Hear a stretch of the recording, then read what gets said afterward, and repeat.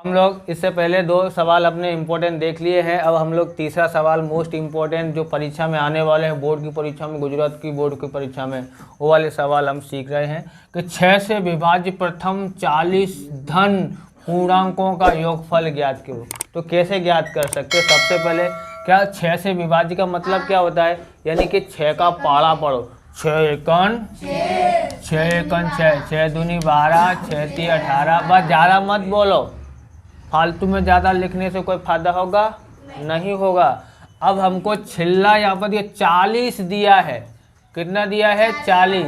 यानी 6 का गुणा 4 से कर दो, 6 चौक 24 और 0 का 0। अंतिम पद कितना आया? 240। बरोबर।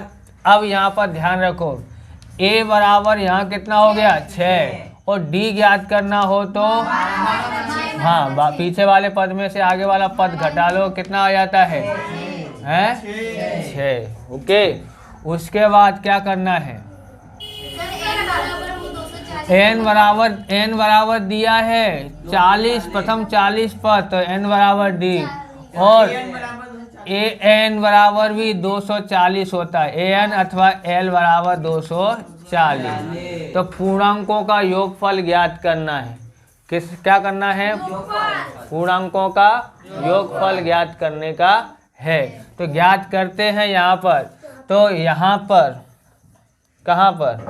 यहाँ पर ऐसे करते हैं और यहाँ लिखते हैं Sn बराबर, कौन सा सूत्र आएगा? छोटा वाला सूत्र आएगा, क्योंकि अंतिम पद हमारे पास दिया है। तो n/2 a plus l। Okay. अब हम लोग कितना है? Sn मालूम नहीं, n बराबर मालूम था 40/2। 1 बराबर 6 है, तो 6। l बराबर कितना है? 240। उसके बाद 2 से भाग दे तो कितना आया? 20 है 46। पक्का ना? 246। अब गुणा करते 1 0 का देने का ऐसे, 2 छिंग 12 की 2 हासिल आई 1, 2 चौक 8 और 1 9 और हासिल 1 भी नहीं, 2 दूनी 4। कितना आया? 4900। बराबर 40 पद का योगफल। अब हम लोग चौथा सवाल करते हैं। चौथे सवाल में क्या बोला है? समांतर श्रेणी 2, 7, 12 का 15वां पद ज्ञात करो। मई 2021 में बोर्ड की परीक्षा में पूछा गया है।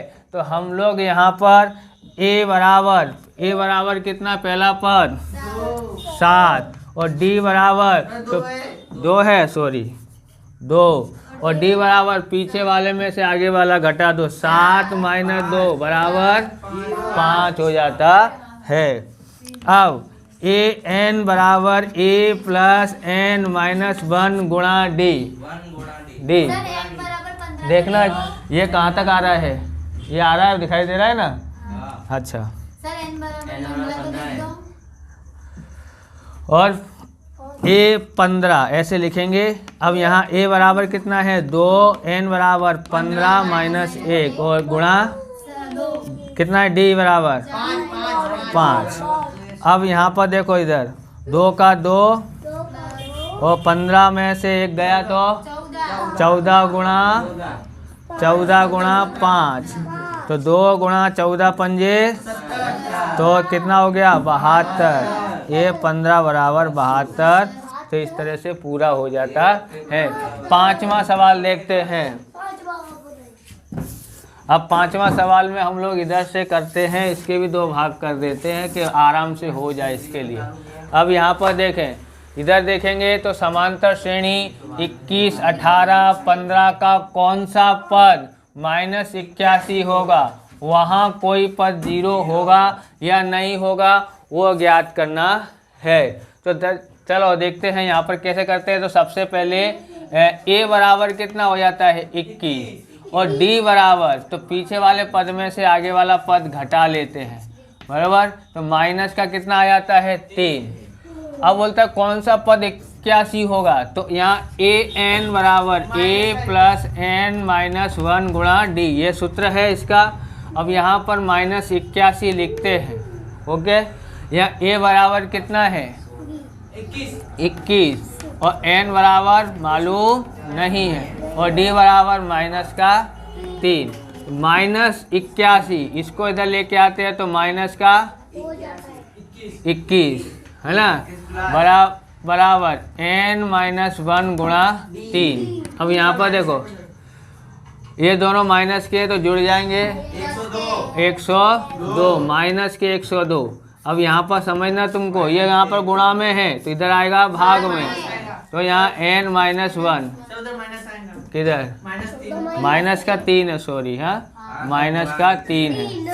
अब माइनस माइनस से भाग देंगे तो प्लस का हो जाएगा, 3 त्रिक 9 बचा 1, 3 चौक बराबर n-1। अब 34, ये इसको लेके आते प्लस 1 बराबर n, तो n बराबर